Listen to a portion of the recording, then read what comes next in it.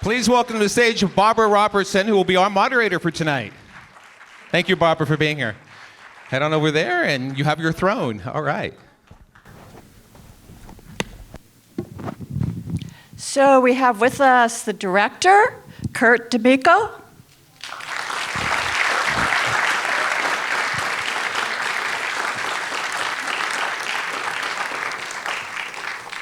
And legendary sound designer, Randy Thom.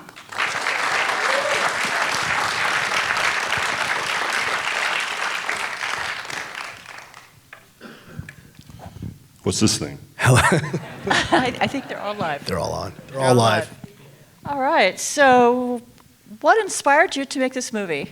Lin-Manuel Miranda. So this actually was started by Lin in 2009.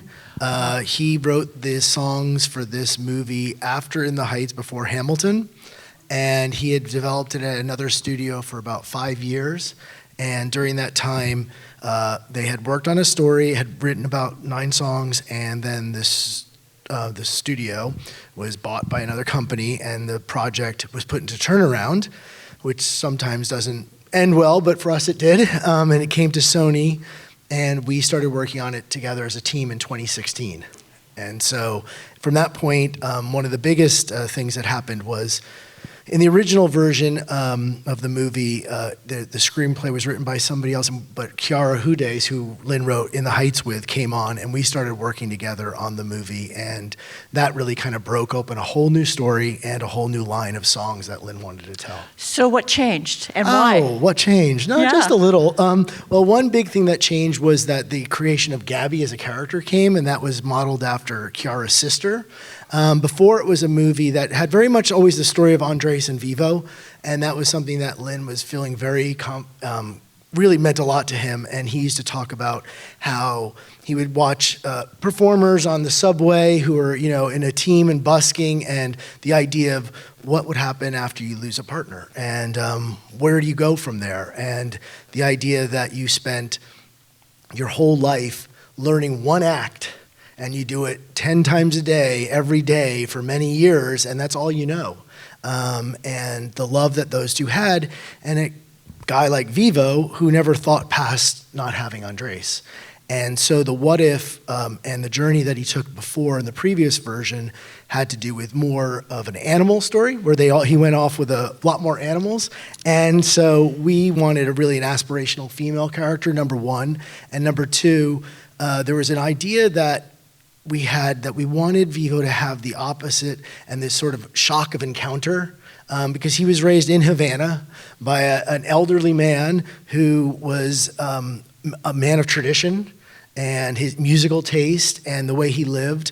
And so we could have thought of nothing more than a sort of a Key West tween tornado played by Ynairaly Simo, who just did the greatest job. And so that was really to shock him into seeing that there was a life that he earned, but also that life goes on. Fantastic. There's also a relationship of separation that relates to Cuba as well, right? And the whole movie has a respect for Cuba and for Latino. Yeah, we really, when you were told that we were doing a movie about Cuba, it's a charged story, and we worked with some amazing academic consultants, number one, who helped us along the way, in guiding us. We took a trip to Havana, which was incredibly helpful and eye-opening. And the other thing we had was, Lin and his partner, Alex Lacamoire, who also did the music for In the Heights and Hamilton, did the score for this, who's Cuban-American. We definitely thought that the thematics of Inside Your Heart, in particular, was a song that had this component of a separation that had happened because of love. It wasn't because of politics why Andrés didn't go, but it was because of love. But he was separated for 60 years from this woman, and that feeling was something that we talked about. And when we were casting, one thing that was really important was there was authenticity of the roles of finding people who were Cuban but the other thing is we found musicians in Juan DeMarcos, who is never acted before. He is the founding member of the Buena Vista Social Club and the band leader of the Afro-Cuban All-Stars. And when we first Skyped with Juan, and our casting director said, would you like to, talk to him? I'm like, of course, well, let's, and he was like, I've never acted, I can't do this. I'm like, don't worry, you can do this, we can do this, we can take your time. And he brought himself, and he told us a story which I just was blown away from the beginning. I remember sitting outside with him after a recording, and he was just like, he was the young man bringing the music to America and Buena Vista Social Club, and now he was the old man that somebody else was bringing the music for. And he remember saying just about how Cuba is a small country, and the music, they don't have labels and all that stuff. So the fact that we were able to bring this music out to a whole new generation was really special. And then to have it finished by Gloria Estefan in Miami, and to have her completing that song, because I think that there was a authenticity of understanding what the situation is in Cuba, but also what the power of music is, because the movie was a musical about music and the power of music. And as Vivo says, what difference can one song make? And that's what Lin and all of us were charged with for 5 years, to prove out that it makes a big difference. So you had the music from the very beginning, is that right? Well, we had some music. You had some music. We had 9 songs, and at the very beginning, Lin goes, well, I'll rewrite 2 or 3. He ended up rewriting 7 complete new songs. So by the end, he kept going, and we kept making new songs. So the opening number was very much what was originally written.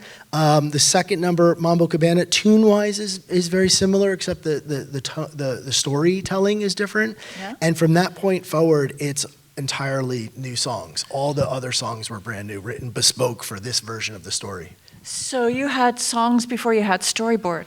We did. Well, sometimes we did, and sometimes we led the dance, sometimes we followed. In fact, in the Inside Your Heart for the longest time, which was from the very beginning when I pitched sort of the idea of the new change of what we could do, and at a breakfast with Lin when I first met him, and I was like, oh, well, I think we need more emotion on the song, what he's going to be bringing. It's like, he should be bringing the world's greatest love song. And he was like, so you want me to write the world's greatest love song? Okay.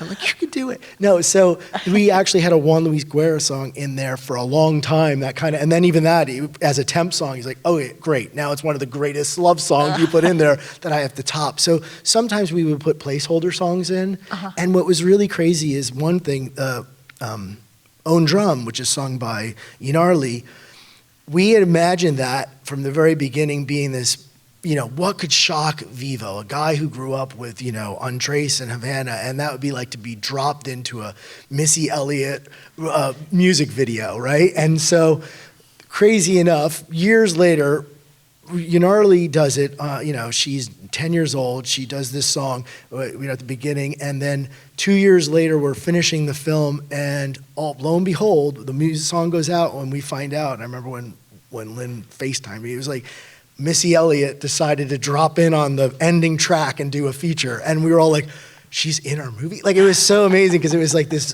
part of inspiration, but also that she connected with the character and the anthem that she was singing about, marching to the beat of her own drum. And so that was really special, and kind of a treat for Lin, especially, even just because she's such an idol.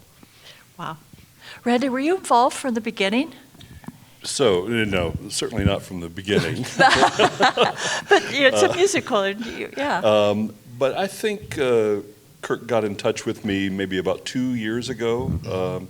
We had worked together on the Croods, and that went really well. And so he said, we're doing this movie Vivo, and we're certainly going to need some sound design for it.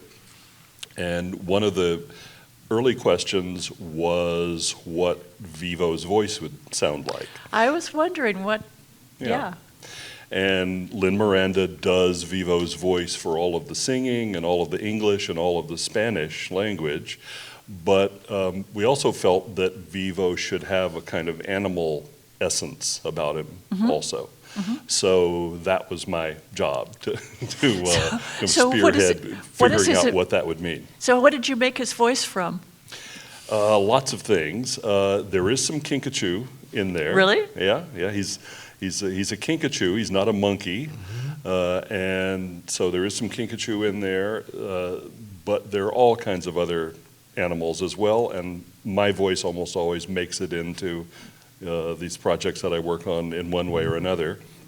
For Vivo, as you can imagine, I had to pitch my voice up quite a bit. But we can do that with the electronic tools that we have these days. And so the toughest part of that job is figuring out how to find the right emotional notes for a character and have it sound like an animal, so it doesn't really sound like a person imitating an animal, it sounds like a real animal. But if Vivo is sad, you know, I'm trying to find some kind of animal vocalization, whether it's a kinkajou or a puppy or who knows what, that will convey sadness, or if he's joyful, he should sound joyful, etc., even though he's an animal. And it's a tough job because though we all certainly relate to the emotional components in our pets and all the animals that we know, there's often not a lot of what we interpret as human emotion in animal vocalizations. So what we have to do is kind of weed through thousands and thousands of recordings of all kinds of animals to find those right pieces to make it work. Now, did you voice a character in addition? No, just the Vivo animal character. Got it. So was Vivo always a rainforest honey bear? No, at a beginning when it was back in the old the project, he was a capuchin monkey, and with then, the organ grinder. With the organ grinder, and that's Right. where it was. And then when we were looking, and because of Cuba and the idea of like looking at other animals, and one of our artists was like, "Look at this," and it was around the time that they were like strangely going viral for some reason. There was a lot of kinkajou videos, and we just were like, "Oh my god, this is so cute and so interesting." And so that's when we made the shift to sort of give it more of a unique spin for our animated character. So this movie is so full of color and environments. Oh my goodness, realistic as far as animation goes.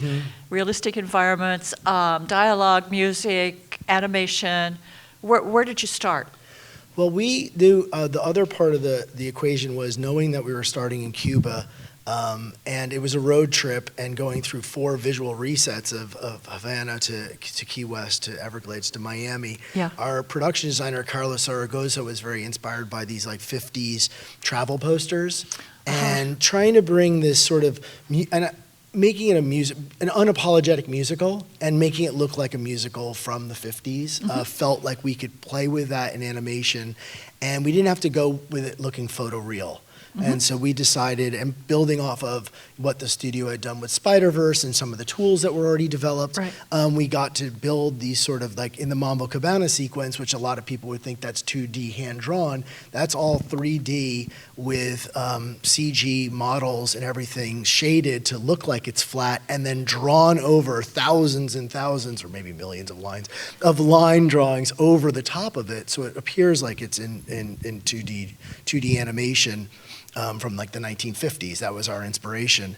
And we got to work with Roger Deakins, and what Roger brought as with the entire process was pulling in, because we were doing all of these different sets and sort of different set pieces and styles, was unifying it, but also giving us the confidence to bring camera and lighting into the same room, because sometimes in animation they're in 2 different spaces.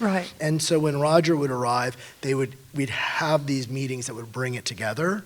And, you know, he would just start by showing old photos or a reference and sort of giving a guide to our art director, Andy Harkness, our colorist. And so that was a big part. And then the other thing that happened was working with our consultants. We had a consultant for the Everglades, too, for when we went and to try to give that the interest at the same time, try to be true to what it was, but working with our consultants, especially in the Havana sequences, which was very eye-opening because you don't want to play it too nostalgic. At the same time, you want to be realistic about where it was. And so we, as you'll see, as you know, it is centered only on like 3 square blocks, which is between that Plaza Vieja and the Malecon, which is sort of the tourist area. And it worked out well for us because that was the area that Vivo knows his entire life. So that was really what we decided to, own and to really show people what it was and to work through. So you would see more of the tourist, sort of the dancers and the busking. Plus you would see somebody, having a cell phone. There were things that we had to do at the beginning, which was like, not to make sure it wasn't just old fashioned 1950s Cadillacs and happiness. It was like, it represented the life that people would live in that area as best we could, at the same time knowing we were in a fanciful environment. So I'm curious about the sound design. Extended sound design goes beyond creating a voice for Vivo. How did it flow through the movie? How would you describe it? Well, we wanted everything to sound real. It's funny, people often ask, what's the difference between doing the sound design for a live action film and an animated film? There you go. And there aren't as many differences as you might think. What animation filmmakers typically want is, unless they're doing something very, very stylized, is for everything in the film to sound pretty realistic and essentially the same as it would in a live action film. So in the Everglades sequence, for instance, you're hearing actual recordings made in the Everglades in very similar places. We're on the cusp in terms of sound of a big change that'll happen over the next 10 to 20 years, which is that technology is being developed that will allow us to electronically synthesize any sound we want. Whoa. And in the same way that you can visually synthesize just about any visual image that you want with using computer graphics. We'll be able to use the sound equivalent of computer graphics to synthesize sounds. But at the moment, we can't do that. And in some ways, I'm kind of glad that we can't do that, because there is something wonderful about using real world sounds. And that's exactly what we've done in Vivo. So how will your world change when that happens? I don't know if it'll be my world. Thank you for your optimism about the longevity of my career. But my protege's world, I think my hunch is that filmmaking will continue to use real world recordings into the distant future, but I think lots of sounds, and maybe especially vocal sounds, will start to get synthesized more and more. Interesting. But I wanted to say that when you're doing the sound design for a musical, and I've done a couple before this, you really need to serve the music, because that's really what almost every scene here is about, in a sense, other than the story, of course. Right. And so you have to tread a little carefully that you don't distract from the music. And for instance, one of the things that we do is to make sure that every footstep during a musical number falls on a musical beat. Because if it doesn't, then it makes the music seem wrong somehow, and that's the last thing that you want to do. So it's an interesting challenge for us to work in that way.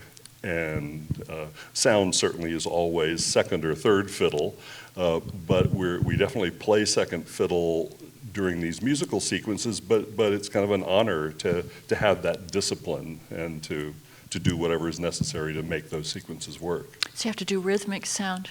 Yeah.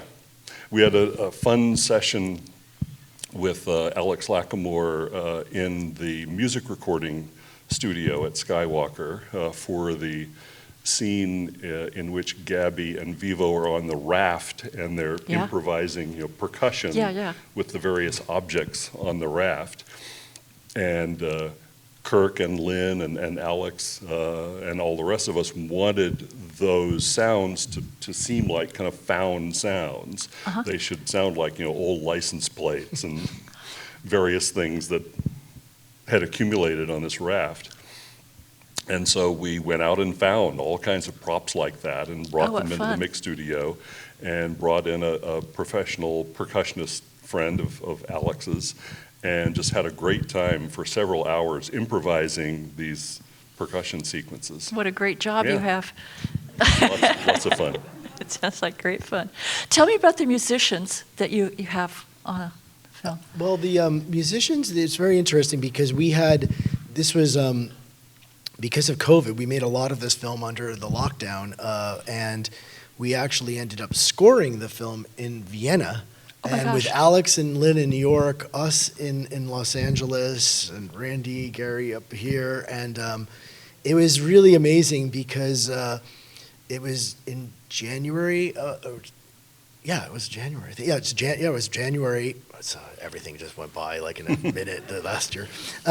And in Vienna, and I remember they were so excited because there was this warm Cuban sound in their world that they were playing, and all of these musicians. And I remember them sending us a video that the conductor there, who is sort of Alex's, it was crazy. He was there. They were like connected via brain link, and he sent us a video of a bunch of the musicians like dancing, like who do mambo and salsa, like dancing in the middle, like on a break and stuff. So it was really, it was sort of a catch as catch can because of what happened during and so some of the recordings, Alex worked with people in New York.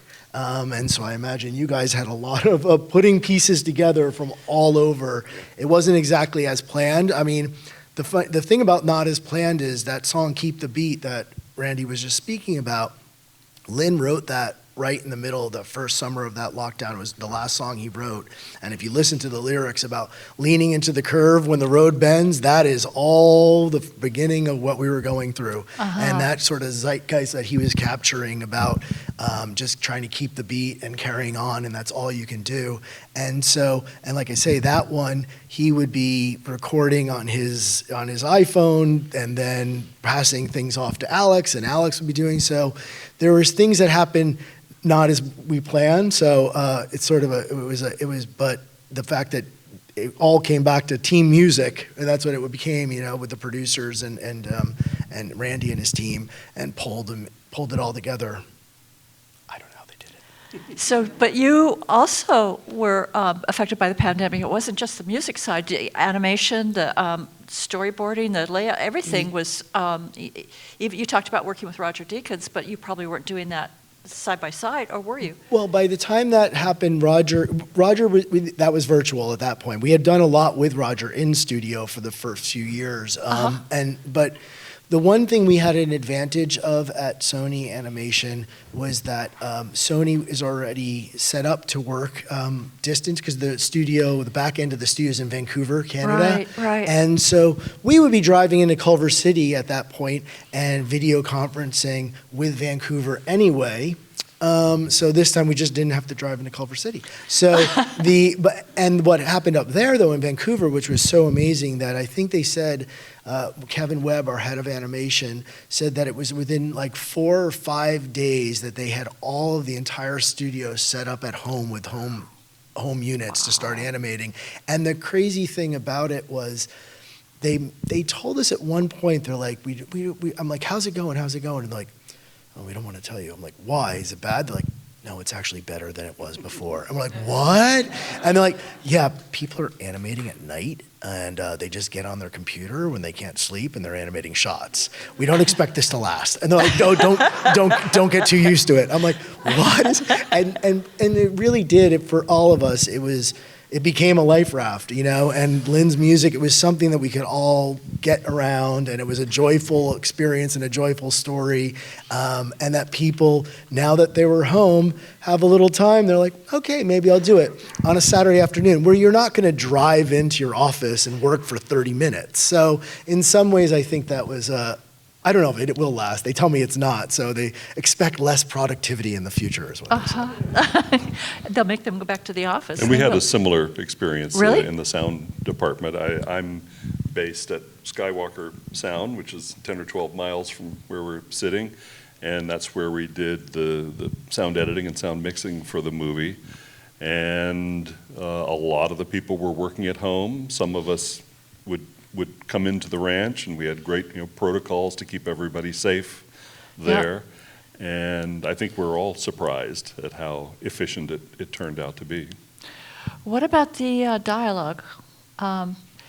How did you record the? Well, we were probably at that point, we probably had half the movie finished dialogue probably done, or maybe a little bit more.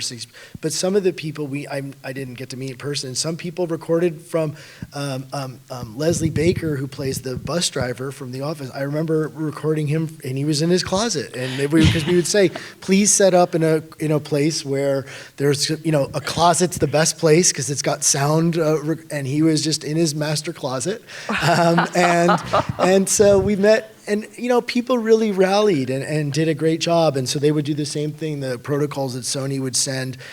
They pretty quickly figured out how to send an engineer out in a way that was safe and to set up the equipment in a way that could be managed. But it was pretty crazy where you have like Zoe Saldaña or these stars going like, playing engineer to themselves, like, am I supposed to press pause now? Did you guys get that one, or should I check this EQ? And it's like, wow, everyone was picking up pretty quick. Cool. Yeah, everyone chipped in, I guess. That's great.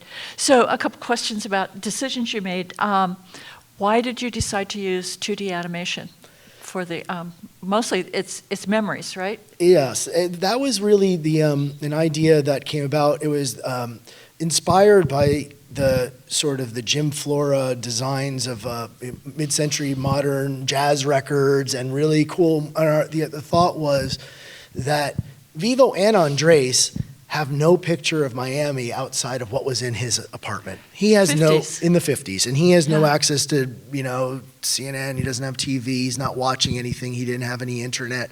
And so it was locked in time. Andrés' apartment was locked in time. So the idea that when Andrés would be like, we're going to Miami, and what would Vivo be seeing? And it was like, he would be seeing the 1950s Miami. And so not only was that sort of played to be unbelievably beautiful and romantic in Andrés' eyes, but scary as all get out to Vivo. But through that was the idea that in the end, that sort of spirit and that sort of memory was what Andrés and Marta's, that's where their relationship lived. But their love carried on. And so I think that's what we had. And that's why we reprised it at the end, to bring that moment back for Vivo to see Andrés one more time in that model. And did you leverage technology that was developed for Spider-Man to do that? Yeah, we did. There was a lot of the amazing thing what they did was, it's really quite astonishing, but the fact of when all those little points and all those little dots they have, it's like, 2D is great when you're in 2D, but the camera's usually like this, but in 3D space where the camera's coming around, all those things would just look like lines. So they have to keep rotating at the same speed matched with the camera. And so that was a lot of technology that was written for this, but based on the same, a step further, but still in that same spirit of taking. And I think that's the direction of animation is sort of saying we know we can do almost anything, and so I think that there's an opportunity to try different things and to look for different ways to tell stories. And the thing that excited me most was when we first started, I was like, oh my gosh, we're gonna have 10 Lin-Manuel Miranda songs. We could do 10 different animation styles. And the visual effects provider was like, excuse me, what? How many of these do you want to do? I'm like, 10. He's like, why? I'm like, he's like, those are different pipelines. I'm like, yes, different pipelines. So at the end, and I think if Carl Herbst was sitting here at that time, it would be a thing. But it was like, I remember watching Mambo Cabana, and I'm like, let's do the whole movie to look like this. Like, we're not doing that, Kirk. No, we're not. So I was like, okay, maybe one day. So another decision you made, which you mentioned, talked about a bit, was to have Vivo speak to the characters in the film in his own animal words, but to us, we hear him in English or Spanish. Why did you make that decision? Well, we felt like it was interesting because we do break that rule within the songs.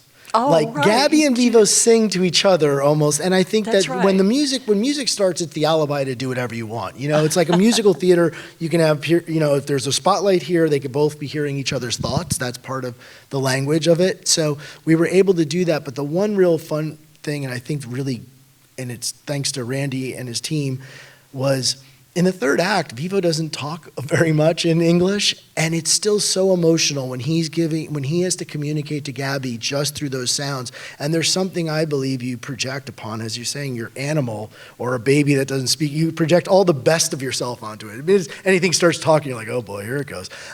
So I feel like that was one thing that we really leveraged in a way, was to make it that those emotional moments really came for where we saw who he was, and realizing that this was a little guy without his best friend. Right. So I think our time is up. I just want to, you mentioned how wonderful it was in New York in January working for the people working on the film, and how joyous. I just want to say that we've all been through a long pandemic, and to have a film come out that is so joyous and so lively and so beautiful is, well, thank you. Oh, thank you. Thank you for that. Thank you. Thank you.